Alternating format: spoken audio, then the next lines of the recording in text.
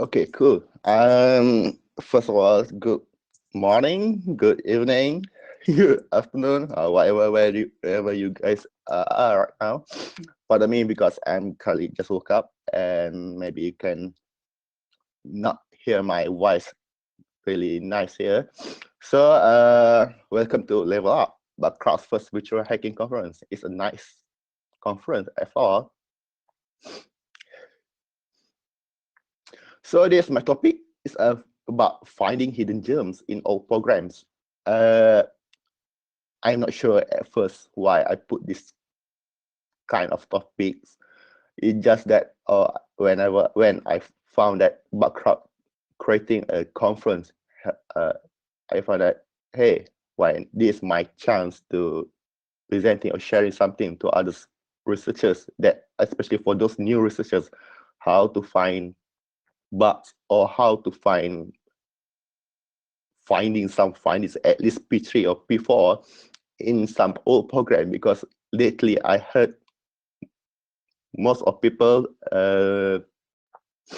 keep asking me how you able to find bugs even in one program every day they asking I always say that yeah I still can find some bugs in old programs so they keep asking me so I say that okay why not I will sharing this or how my tricks to find some hidden gems in old programs. So this is a little bit about me. I'm originally from Malaysia. I'm currently working with Aura Information Security as a security consultant in New Zealand. So hi from New Zealand. It's 7:30 a.m. here. Cold. It's really cold here. It's still winter. I've been 7 years in industry. I mean, in the security industry. I was a chemical engineering graduate, but then I hate chemical. Then I have opportunity to join one of my senior in security. So since 2020, no, 2020, sorry about that. In 2010, I joined the one of the local security company, and from there I found that hey, security is something interesting. And then in 2013, that's where Bugcrowd make their debut, and I found out hey, this is something that's cool where I can use my skill or use my knowledge to do some testing for others' website while getting a reward. This is something good for me to get uh, some rewards by using my free time. So why not? And up until today, I'm still active in Bugcrowd, but not really active like before. Currently, I'm at third in Bugcrowd's leaderboard. Zistian already uh, passed me at second place, and it's just a dream to bypass Mongo at this moment. I'm not sure is Mongo actually a real person or just an alien. He's he's really extreme. Okay, that's all a little bit about me.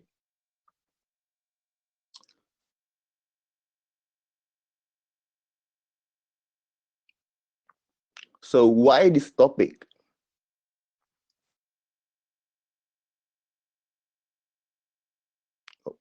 So why this topic? This why I I choose this topic is because my my friends and or some of the persons that meet me and know that I'm active in Baccarat whenever they know who I am, I'm use the nickname Yappare something like that. They keep asking me, how do you do bug bounty?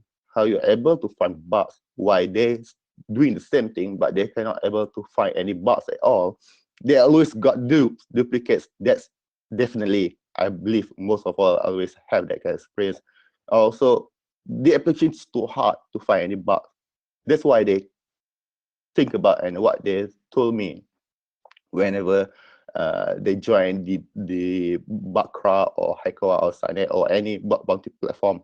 Whenever they they experience this kind of situation, they're usually demotivated and they don't want to do bug bounty anymore.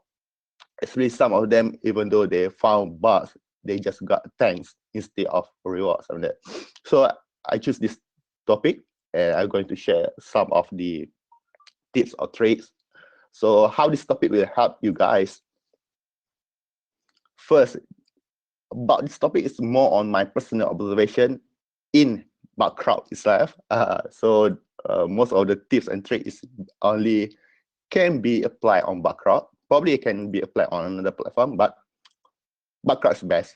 Bug crowd still good in terms of finding bugs in all ongoing programs, something like that. So also have an intention to help the others to be able to find findings, bugs in the old, especially on the all invited programs or public programs. Why?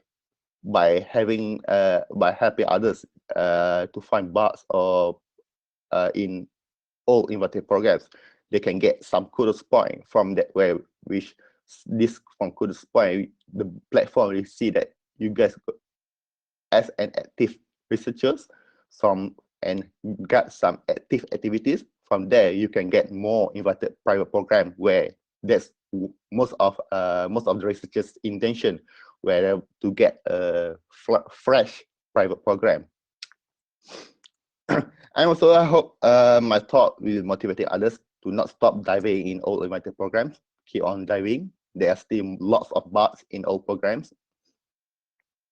And I also probably one of the tip and trick is to understanding the objective of the program itself, because I noticed lots of as a security consultant, as a pen tester, one of the main criteria, main of the concern from my client is actually for us to understand what the objective of the application and how this application is secure, how we're going to test the application and so on.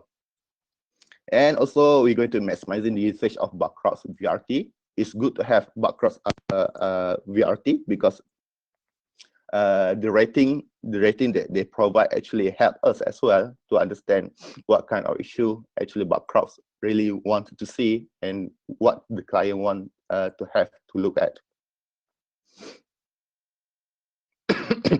And also, do not expect any lead method here. I'm not going to share any lead method here because I'm not lead at all. And also, I don't have any tools. Most of my activity, I just use a burp suit, manual checking, so on. Just similar like whatever you guys can see from other talks. Maybe from Ben's talk, he's going to another Ben Sadiq and Hamzat's talks. He's going to share with you guys how to do recon like a boss. I mean that's something good. You can take a look at how they're doing their recon, what kind of tool they're using. That's pretty much going to help you in bug bounty as well. So this is my observation in private program in bug crowd. There are two kind of private programs in bug crowd. The first one you call is an ongoing private, where usually the range of reward is around 100 up to max 1.5K. It's usually being tested a few times already. It have a long duration because it's ongoing. It's continuously being tested once you get invited.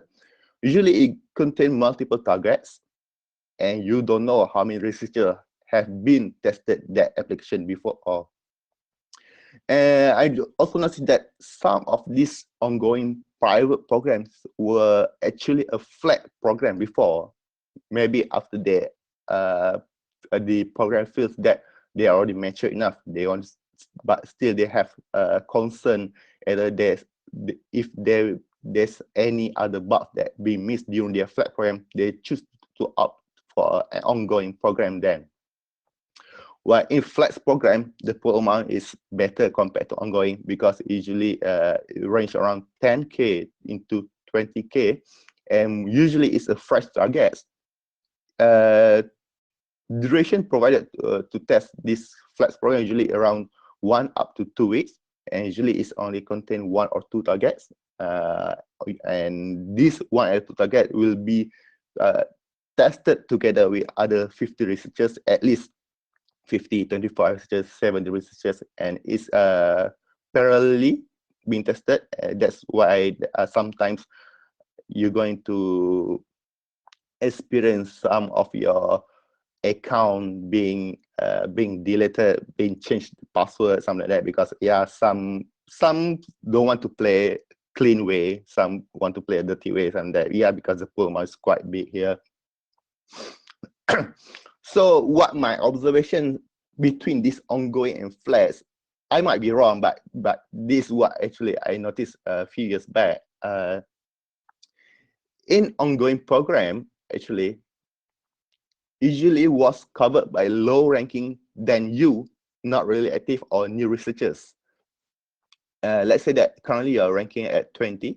So usually it was a flag for those that lower than 20. And common vulnerabilities were covered, and chance to get P3, P2, P1 still there, even though once you join the program, you're going to see that, hey, there's already lots of vulnerabilities covered, but there's still chance to get P3 and above. You still get a similar cutoff point, and reward, just bad thing is probably the rewards are fixed as defined. Say you get P3 is around 300, P2 is 900, something like that. While in Flex, a number of experts or similar rank with you will join together, and the application that the chance to get P3 issues are slim, but possible if you are faster, because you need to compete with others. It contains similar kudos points as well, and rewards can be good or pretty similar, like ongoing. Why I say that it can be pretty similar because if, let's say, the application is too vulnerable and they contain lots of vulnerabilities, it will, all the pool reward will be divided depending on numbers of submission being submitted. So sometimes it can be, your P3 can be around 200, can be around 300 something. So it's not really much differ compared to the ongoing one. This is how you're going to see that how your email will be whenever you got invited in private flags. You're going to invite it, and you can see how many pool rewards, how many researchers is being invited, and the important thing is the date. You will be invited earlier before the program will be started, and whenever you got this email, you will see this kind 0 when it's rewarded, and they already expect response time, which means 2 weeks afterwards, and you will expect that, hey, you can get more findings, you can get more rewards. But the fact is, what I found that I need to stay awake early in the morning because due to time zone difference, I need to be the fastest now, not to be the fast anymore. You need to do fastest. Always finding such as cross-site scripting, SSRF, SSC that probably, and the obvious SSC must discover in the first day when the program launch.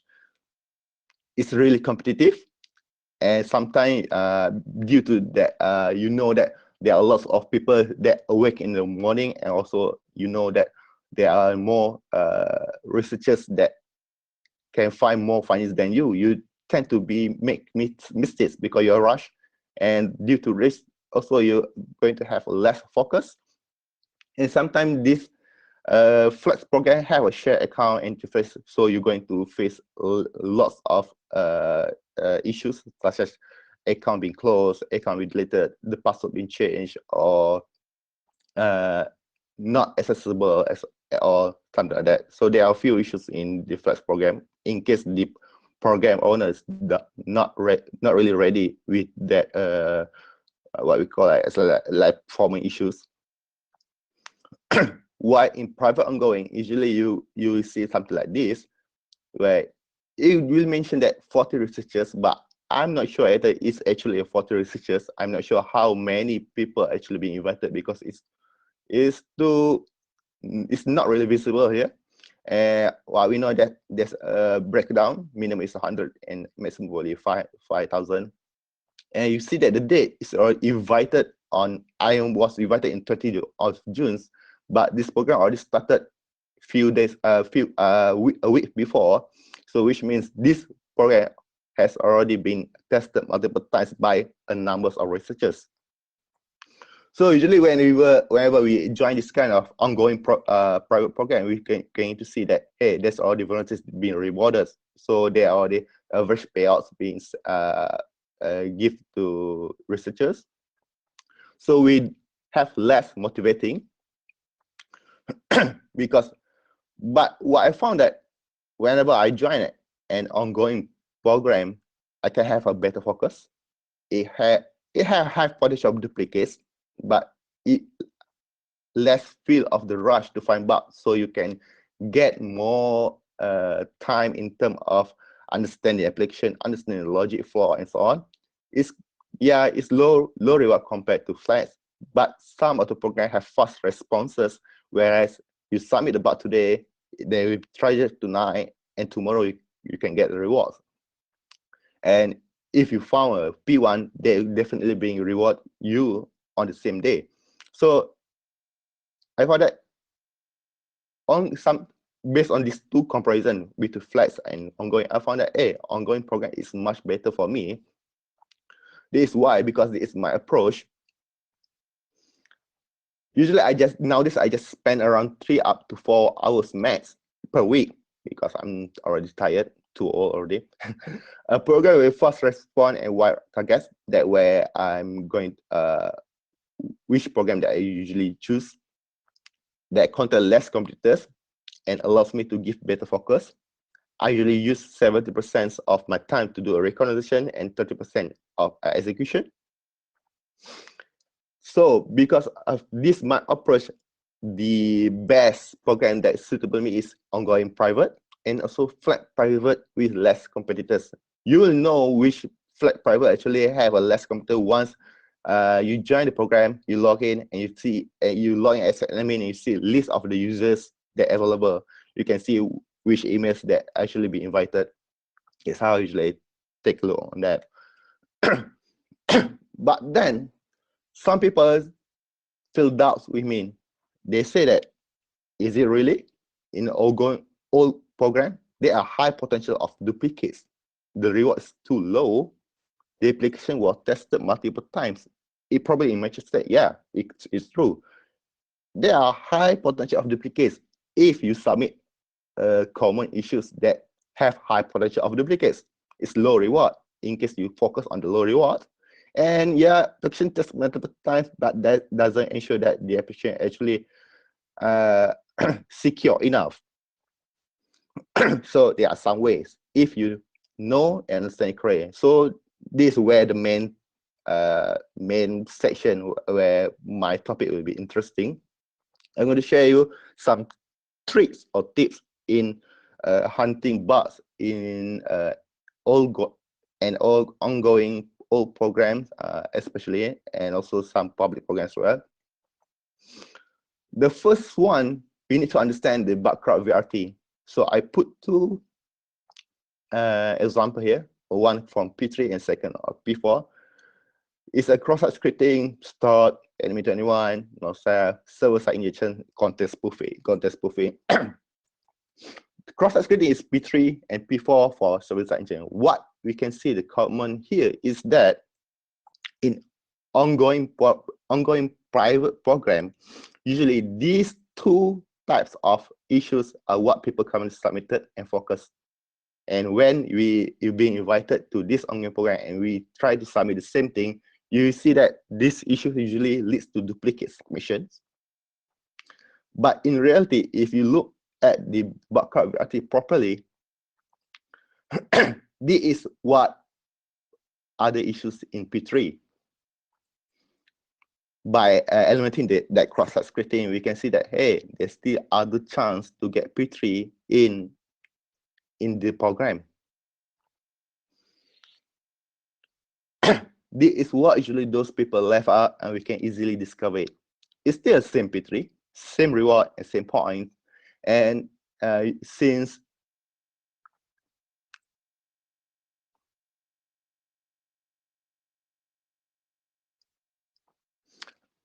sorry. So if as I mentioned before, usually ongoing program usually have a wider scope. So what if the program has the wildcardprogram.com as their target scope, which means you have lots of target, you have more P3, more points, more reward without giving much effort. Here an example, I take from one of the old ongoing program, you can see that it just an created password submissions. It's an old ongoing program. I just found that a month before. Wide range of scope. SSS, cross-site screening is mostly used, but with low information over HTTP, no one ever submitted yet, and all of them are P3. I still get the same kudos point. I will get the same reward. So this is where the important part, where you need to understand how backup variety actually going to help you instead of troubling you. Usually I'm going to check on what other issues that can be used inside the application, such as, let's say, the application have an ability to upload your email, something like that. So you can take a look on the sensitive data exposure, as if geolocation, is it being stripped from the uploaded email, something like that. This is what most of the people left out, and we can still recover in all programs. The second one is I noticed that we can use a multiple attacks on the same parameter. Let's see this one example. Usually whenever people see saw this parameter return URL, what the obvious thing they're going to submit is, and test is open redirect, because return URL, we need to submit the open redirect issues. Usually open redirect is around P3 or P4, and you can see my tips here that, let's say you found this similar thing, instead of you just focus the obvious thing, you can try to test and something that non-obvious stuff, something like that, because this is what those people usually forget. They forget to try another type of attack from this parameter, because from this parameter you can perform a cross-site scripting. It's a P3. Sometimes this return URL also can give you external SSRI. It can give you P3 or P4 depending on what kind of attack or exposure. And also sometimes it can give produce LFI or other vulnerabilities. It's a rare case, but still can happen if the application is misconfigured or poor coding. This is where I found that most of people forget to test. There are lots of things. Lots of programs that I see that, especially for those parameters that contain return URL, return next, something like that. Most of people just submit open redirect issue, but they didn't. They forgot to test about cross-site scripting. They forgot to test the external SSRI and that. So I take the opportunity to submit it. Here an example. You notice that the date of submission. The first one I submitted on 6 months ago is a duplicate. It's an open rejection bypass. Took some time to bypass it, but 2 months after that, I've noticed that, hey, why not I test the cross-site scripting on the same URL, same parameter, same URL. Oh, no one submitted yet. It's the same parameters, same program, just different type of submission. One different attacks, one due and one valid. So from that point, I try to find more parameters inside that inside this application which have potential to be used for open redirect and use the same payload to find cross-site scripting. Interesting. This is not the only first case. I able to find more. This is just one of the example. I'm not able to share most of them with you guys because it's quite complicated for others, because this is the obvious thing that you can see. The return rate is most what usually people submitted. The third one, we need to understand the progress nature of business. This is more if you are involved with pen testing jobs or you are a security consultant. This is what the main criteria that you need to understand before you start executing the work. Some of the programs is coming from a hotel, acquisition, holidays background, banking, pictures or design, games, stream, playlist, songs, such as Uber is coming from transportation. Some programs just depending on the review and comments as their profit. Also, some of them depending on the food or items. And there are more, such as background. They're depending on hacking. They're depending on their depending on another program as their clients and that. So that's where their target is. So some of the business look something that is not really sensitive, such example that I said before, a picture, a design, such as Flickr. Okay, so it's just a picture. Is it really important? So most of people that most of the submission that I notice in all programs, that most of the people that submit going to feel something like something not really sensitive. It's meh. So whenever you guys whenever we have this kind of thinking, we're going to have the similar minds of risk. We're going to see credit card exposure, credential exposure, email exposure, token extra. We keep on getting the similar minds of risk to only find this kind of exposure in this application. But in fact, you are doing wrong, because if you notice, the business main profit is coming from the picture or design from the users, from the customer. Different programs have different nature of business. That's where their main product is. That is where the profitable stuff coming from, their assets, etc. Here an example. This is just an example that this moo.com is not does not have any bounty at all. I'm not sure, but it's just an example because this is one of an ongoing program in background that have a similar asset or similar nature business, where this program allows you to upload your own design or image before it being printed in their product, such as a business card, their marks, t-shirts, so on. This design will used to be printed for the product that you want to buy. So you are a customer, you can upload your image. There are lots of published images available as well in their website. There's all lots of examples, lots of templates. So from here we can see that there's lots of images, so on. So there's an upload function, usually going to test upload bypass. Is there any SSE? Is there any possibility to upload backdoor, so on. But from this, I was invited into this program probably 2 months after that, after it was being tested a few times, and I noticed it was there are around 30 something issues already been submitted and being rewarded. So at first I thought, they probably have no more issues inside the application.